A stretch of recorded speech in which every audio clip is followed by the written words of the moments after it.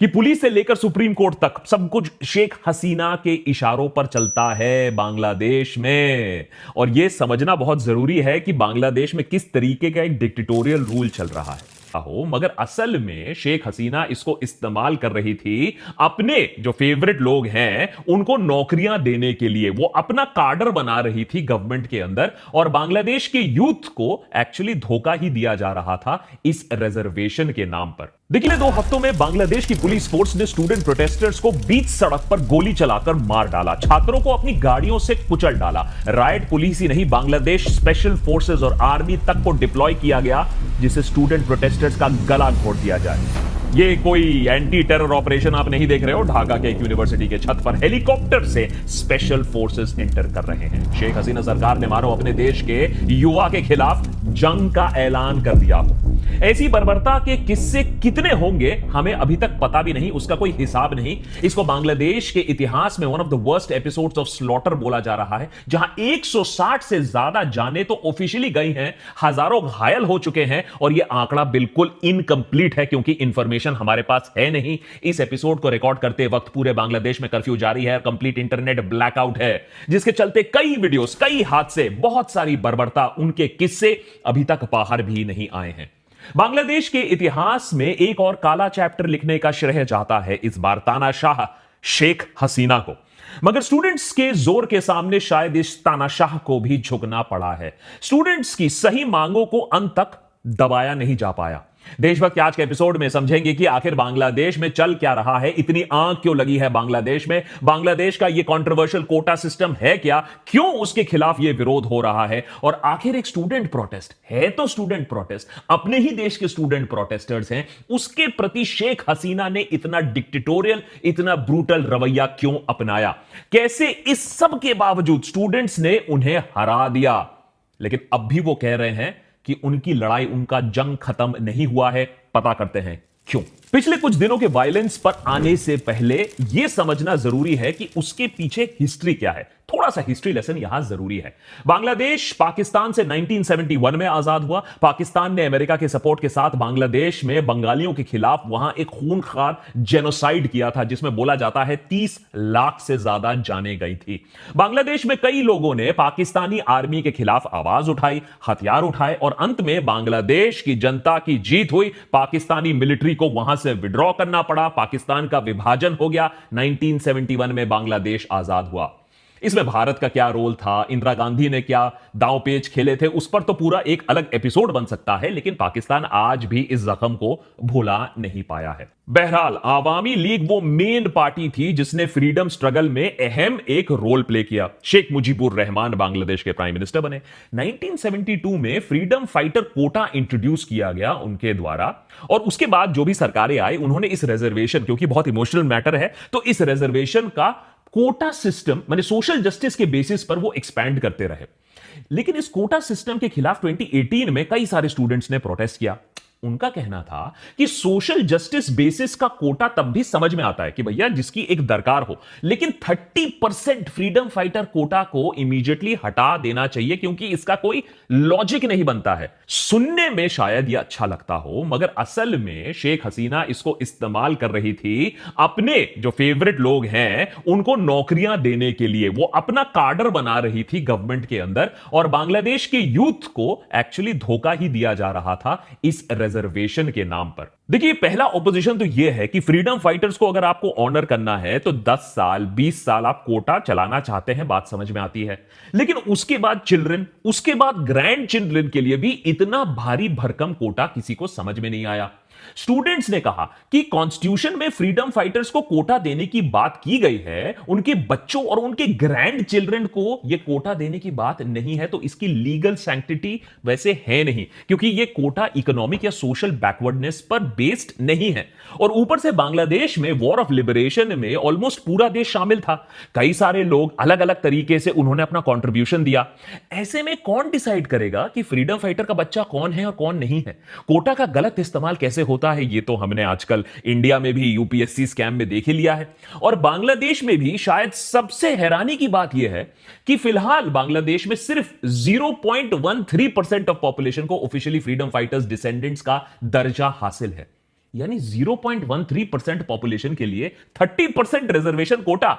ये तो भारी झोल है, इसमें कोई कंट्रोवर्सी है नहीं, इसका कोई सेंस बनता नहीं है। स्टूडेंट्स को यह बात दिखती है, लेकिन पॉलिटिकल सेंस तो है, क्योंकि शेख हसीना पर आरोप यह लगा कि इस कोटा के चलते उन्होंने ये फर्जीवाड़ा सर्टिफिकेट, ये फ्रीडम फाइटर सर्टिफिकेट अपने फेवरेट्स को पकड़ाना शुरू किया, ताकि वो एक गोदी सिविल सर्वेंट, एक कार्डर बना पाए। उसके बाद पूरा सिस्टम उनके मुट्ठी में, क्योंकि नौकरी जब शेख हसीना ने दी है तो हम उनके खिलाफ काम कैसे कर सकते हैं। पिछले कुछ दिनों में बांग्लादेश के कोटा सिस्टम और इंडिया के कोटा सिस्टम को भी कंपेयर करने की कोशिश की गई है कि अगर वहां बुरा है तो यहां भी बुरा है।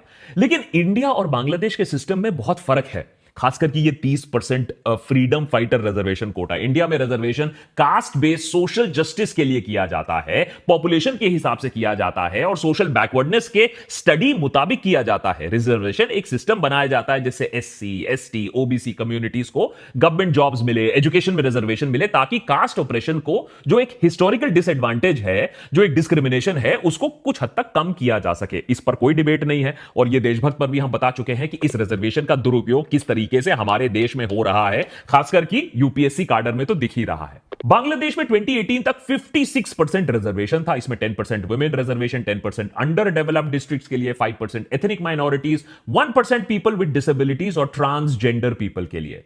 यह सब मिलाकर 26% बनता है।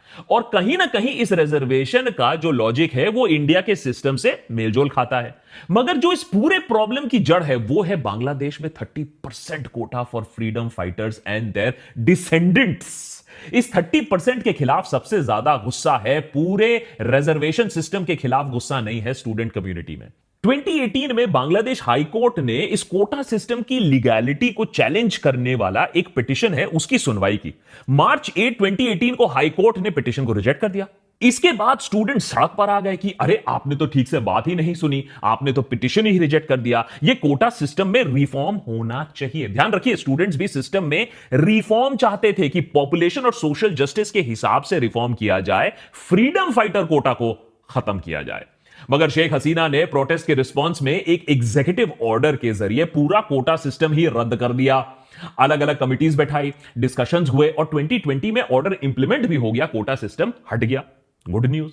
लेकिन यही तो पॉलिटिक्स आता है। इस बात पे बांग्लादेश हाई कमीशन पर एक अपील फाइल की गई कि शेख हसीना का ये जो एग्जीक्यूटिव ऑर्डर है वो ही इलीगल है। अब 5 जून 2024 को बांग्लादेश हाई कोर्ट ने डिसीजन सुनाया, शेख हसीना के एग्जीक्यूटिव ऑर्डर को रिवर्स कर दिया और ये जो एक कोटा सिस्टम था इसे वापस ये ले आए। स्टूडेंट्स ने नाराजगी फिर से जताई और कहा कि 2018 में शेख हसीना ने एक झटके में पूरा कोटा सिस्टम को खत्म कर दिया था, तो वो अब भी स्टूडेंट्स की मांगे सुनकर एक reformed quota system executive order के जरिए ला तो सकती है, या वो इतने दिनों से एक बिल पारित कर सकती थी अगर इस मैटर पर सीरियस थी। मगर शेख हसीना ने ऐसा नहीं किया। उल्टा उनकी सरकार ने बांग्लादेश सुप्रीम कोर्ट के अपीलेट डिवीजन में एक अपील डाली। मगर स्टूडेंट्स का परसेप्शन तो अलग ही था ना, कि शेख हसीना जानबूझकर इस मामले को टाल रही हैं और कहीं ना कहीं 30% ये जो फ्रीडम फाइटर कोटा था ये री-इंट्रोड्यूस करने का ही एजेंडा चल रहा है। अब लोगों का विश्वास शेख हसीना पर क्यों नहीं है, इस पर ही एक लंबा एपिसोड बन सकता है, उनके तानाशाही पर। लेकिन पॉइंट यह है कि जब 1 जुलाई तक, यानी ऑर्डर के करीबन 1 महीने जब वो गुजर गए, जब हसीना ने कोटा रिफॉर्म को लेकर कोई एक्शन नहीं दिखाया, कोई इंटरेस्ट नहीं दिखाया, तब जाकर प्रोटेस्ट शुरू हुआ। तो ऐसा मत सोचिए कि आनंद फानंद में स्टूडेंट सड़क पर आ गए। मगर यहां एक सवाल तो आ सकता है कि भाई कोटा को वापस लाना तो हाई कोर्ट का ऑर्डर था, शेख हसीना के खिलाफ ये प्रोटेस्ट क्यों हो रहे हैं? सुप्रीम कोर्ट में मामला पेंडिंग है, तो स्टूडेंट शेख हसीना को दोषी क्यों बता रहे हैं? ये इसलिए कि पुलिस से लेकर सुप्रीम कोर्ट तक सब कुछ शेख हसीना के इशारों पर चलता है बांग्लादेश में। और यह समझना बहुत जरूरी है कि बांग्लादेश में किस तरीके का एक डिक्टेटोरियल रूल चल रहा है। जनवरी 2024 में शेख हसीना को बांग्लादेश के इलेक्शन में एक हिस्टोरिक जीत मिली, लेकिन वो हिस्टोरिक क्या था? वो इलेक्शन ही नहीं था। इलेक्शन में सिर्फ और सिर्फ शेख हसीना की आवामी लीग ने कंटेस्ट किया, ऑपोजिशन पार्टी शामिल ही नहीं हुई। टू मच फकीरी गोइंग ऑन।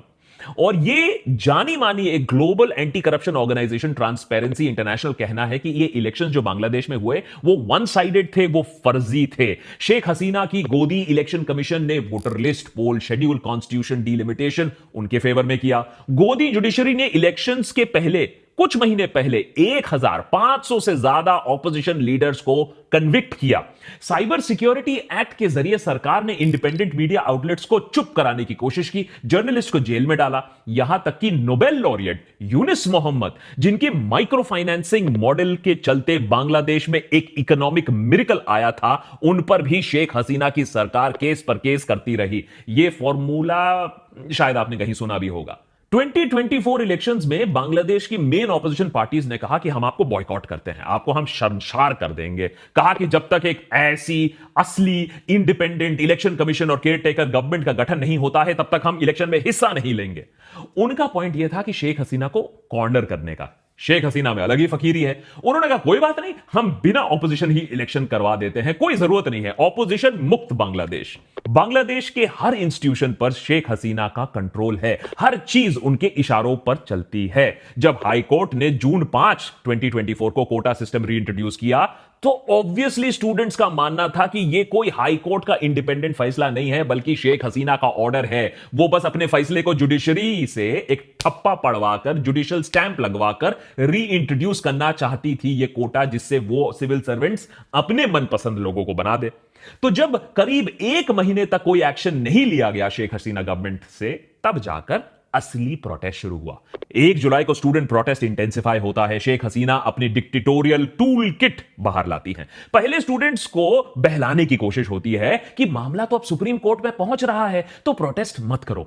फिर आरोप लगाया गया कि स्टूडेंट्स को ऑपोजिशन पार्टीज गुमराह कर रही हैं, उनको पॉलिटिकल टूल किट बनाकर इस्तेमाल किया जा रहा है। पर ऐसा है नहीं, क्योंकि स्टूडेंट मूवमेंट जो था वो काफी हद तक डिसेंट्रलाइज था। कोई सेंट्रल पॉलिटिकल लीडरशिप कोई खास तरीके से थी नहीं, और खास करके ऑपोजिशन का इस मूवमेंट में कंट्रोल बिल्कुल नहीं था। हां, बाहर से सपोर्ट करने की जरूर कोशिश की गई है।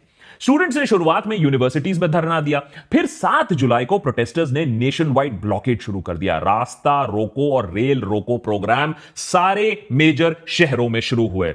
बड़े स्केल पर मूवमेंट था, मगर पीसफुल था। स्टूडेंट्स का मानना था कि उनके पास और कोई चारा नहीं है। इस प्रेशर के चलते सुप्रीम कोर्ट के एपेलेट बेंच ने हाई कोर्ट के इस कंट्रोवर्शियल जजमेंट पे स्टे लगा दिया, और 7 अगस्त को, काफी टाइम बाद 7 अगस्त को सुप्रीम कोर्ट ने कहा कि इस पर हियरिंग होगी। शेख हसीना ने स्टूडेंट से कहा कि भाई अब तो प्रोटेस्ट रोक दो, अब तो हियरिंग होने वाली है 7 अगस्त को। लेकिन स्टूडेंट्स को शेख हसीना पर बिल्कुल भरोसा नहीं है, and we can't blame them, क्योंकि काम ही उन्होंने ऐसे किए हैं पास्ट में। प्रोटेस्ट कंटिन्यू रहे और शेख हसीना ने 14 जुलाई को स्टूडेंट्स को एंटी नेशनल घोषित कर दिया। एक प्रेस कॉन्फ्रेंस में कहा कि फ्रीडम फाइटर्स के ग्रैंड चिल्ड्रन को नहीं तो क्या ये प्रोटेस्टर्स चाहते हैं कि हम रजाकारों के ग्रैंड चिल्ड्रन को कोटा दे हैं? बेसिकली स्टूडेंट प्रोटेस्टर्स को प्रो रजाकार बुला दिया।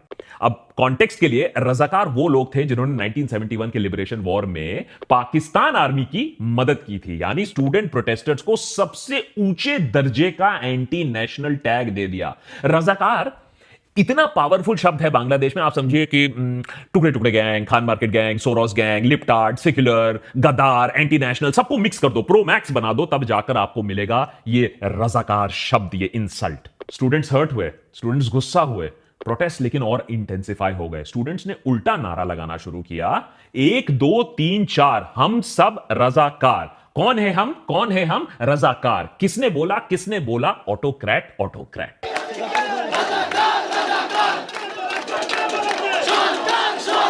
इस तरीके की नेम कॉलिंग और टारगेटिंग डिक्टेटर टूलकिट का पुराना हिस्सा बन चुका है कि प्रोटेस्टर्स को डीलेजिटिमाइज करो, देशद्रोही बुलाना शुरू करो, उनको डीमोटिवेट करो। अगले ही दिन 15 जुलाई को हमले शुरू हो गए।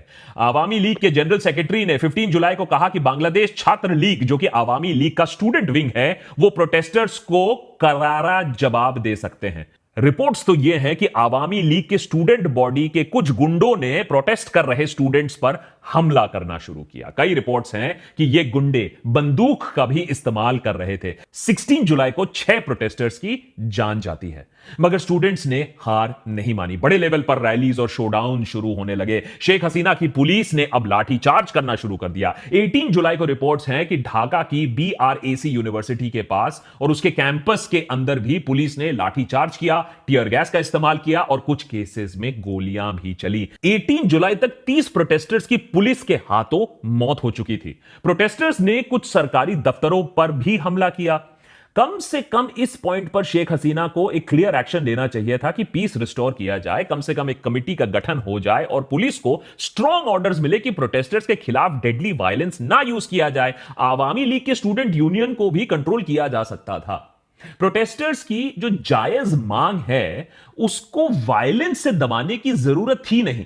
लेकिन होता यह है ना कि तानाशाह अपने आप को ना भगवान समझने लगता है। वो सोचता है कि ये छोटे मोटे इंसान क्या जानते हैं, मुझे ही सब कुछ मालूम है, और उसी के अकॉर्डिंग वो एक्शन लेते हैं।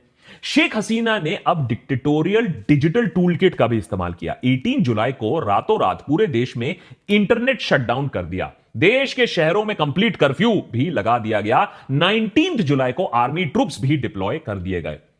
अब एग्जैक्ट कितने स्टूडेंट्स की मौत हुई है, कितने इंजर हुए हैं, यह हमें ठीक से पता नहीं है, क्योंकि अभी इंफॉर्मेशन ब्लैकआउट चल रहा है जब हम ये एपिसोड रिकॉर्ड कर रहे हैं। ग्राउंड रिपोर्ट्स के मुताबिक कम से कम 163 लोगों की तो मौत हो ही चुकी है, 25,000 तक लोग घायल हैं, तो डेथ टोल और भी हो सकता है।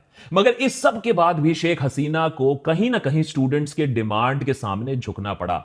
जो सुप्रीम कोर्ट ने हियरिंग 7 अगस्त को होनी थी, फिर हियरिंग को प्रीपोन किया गया। 21 जुलाई को बांग्लादेश के सुप्रीम कोर्ट ने एपेलेट बेंच के इस डिसीजन को, कोटा सिस्टम को बदल ही दिया। 56% से सिर्फ 7% तक कोटा ले जाया गया है, जिसमें 5% फ्रीडम फाइटर के डिसेंडेंट्स के लिए होगा, 1% एथनिक माइनॉरिटीज के लिए और 1% डिसेबल्ड और ट्रांसजेंडर पीपल के लिए है। स्टूडेंट पावर के सामने पूरे सिस्टम और पूरे सत्ता में बैठे तानाशाह को भी, हसीना को भी बात माननी ही पड़ी। मगर अब भी प्रोटेस्ट खत्म नहीं हुए हैं, अभी भी संकट टला नहीं है। स्टूडेंट्स का कहना है कि उनकी लड़ाई जारी रहेगी जब तक पिछले कुछ दिनों में अरेस्ट हुए सैकड़ों प्रोटेस्टर्स को पुलिस इमीडिएटली रिहा नहीं करती है। और उनका यह भी डिमांड है कि ये सारे जो ऑफिशियल्स हैं जिनकी वजह से ये मौतें हुई हैं, उनको रिजाइन करना पड़ेगा। और इसी के साथ साथ ग्रुप्स का यह भी कहना है कि वो मूवमेंट को एक प्रो डेमोक्रेसी मूवमेंट के रूप में कंटिन्यू करना चाहेंगे जब तक शेख हसीना रिजाइन नहीं करती है। फिलहाल स्टूडेंट्स ने अपना प्रोटेस्ट 2 दिनों के लिए सस्पेंड किया है। इस एपिसोड को रिकॉर्ड करते समय तक बांग्लादेश में इंटरनेट, याद रखिए, सस्पेंडेड है, तो अभी भी शेख हसीना और भी नए पैतरे खेल सकती है। यह भी बात चल रही है कि जब तक सरकार, शेख हसीना सरकार, एक कमीशन का गठन नहीं करती है जिससे ढंग से एक रिप्रेजेंटेटिव कोटा सिस्टम ना बन पाए, तब तक ये जो प्रोटेस्ट है ये चलते रहेंगे। अब क्या ये सब सच में होगा क्या, या फिर से किसी बैकडोर के जरिए शेख हसीना अपनी मनमर्जी करने की कोशिश करेगी? क्या आवामी लीग के स्टूडेंट यूनियन के गुंडों और वायलेंट पुलिस के खिलाफ कोई एक्शन लिया जाएगा? ये सब तो देखने वाली बात है, ज्यादा हम ऑप्टिमिस्टिक नहीं है। मगर एक चीज तो साफ है कि कोई अपने आप को कितना भी ताकतवर तानाशाह बनने की कोशिश कर ले या समझने की गलती कर ले, आम जनता के पावर के सामने उसको झुकना ही पड़ता है, खास करके स्टूडेंट पावर। ये वही स्टूडेंट्स हैं जो 1948 से 1952 तक लैंग्वेज मूवमेंट लीड कर रहे थे। बांग्ला को उर्दू के साथ बराबरी के लिए अनडिवाइडेड पाकिस्तान में इन्होंने जंग लड़ी थी। और जब पाकिस्तान ने यह बात नहीं मानी तो 1971 के लिबरेशन वॉर में भी यूनिवर्सिटीज का बहुत बड़ा हाथ था। 1991 के एंटी मिलिट्री रूल और प्रो डेमोक्रेसी मूवमेंट में भी स्टूडेंट्स का बहुत अहम रोल है बांग्लादेश में। और आज स्टूडेंट सिर्फ कोटा रिफॉर्म के लिए नहीं, बांग्लादेश में डेमोक्रेसी के लिए भी लड़ रहे हैं। ये स्टूडेंट्स जानते हैं कि शेख हसीना के अनडेमोक्रेटिक पॉलिसीज से इकोनॉमी डूब रही है, अनएम्प्लॉयमेंट, इन्फ्लेशन बढ़ रहा है। अरे वहां लोग, जो वर्किंग पॉपुलेशन जो बोला जाता है, बांग्लादेश में भी तो इतनी मैन्युफैक्चरिंग की जॉब्स थी, वो धीरे धीरे कम हो रही हैं। तो वो भी जानते हैं कि सिस्टम को बदलना होगा अगर देश को ठीक करना होगा। कई लोग इंडिया में ये कह रहे हैं कि बांग्लादेश के प्रोटेस्ट रिजर्वेशन के खिलाफ है। इंडिया में भी ऐसे रिजर्वेशन के खिलाफ प्रोटेस्ट होने चाहिए और कोटा को हटा देना चाहिए। यह बांग्लादेश के सिचुएशन की कंप्लीट मिसअंडरस्टैंडिंग है, क्योंकि बांग्लादेश का जो 30% फ्रीडम फाइटर कोटा था वो किसी भी सोशल जस्टिस पर आधारित नहीं था। लेकिन इंडियन स्टूडेंट्स बांग्लादेश के युवा से एक चीज जरूर सीख सकते हैं कि ये जो डिक्टेटोरियल रवैया है स्टूडेंट प्रोटेस्ट के खिलाफ, उसके सामने झुकना नहीं है। शेख हसीना गोदी ब्यूरोक्रेसी, गोदी जुडिशरी, गोदी इलेक्शन कमीशन बना ले, पुलिस लाठी गोली बरसा दे, प्रोटेस्टर्स को एंटी नेशनल बुला दे, लेकिन तानाशाही एंड में नहीं चलेगी, नहीं चलेगी।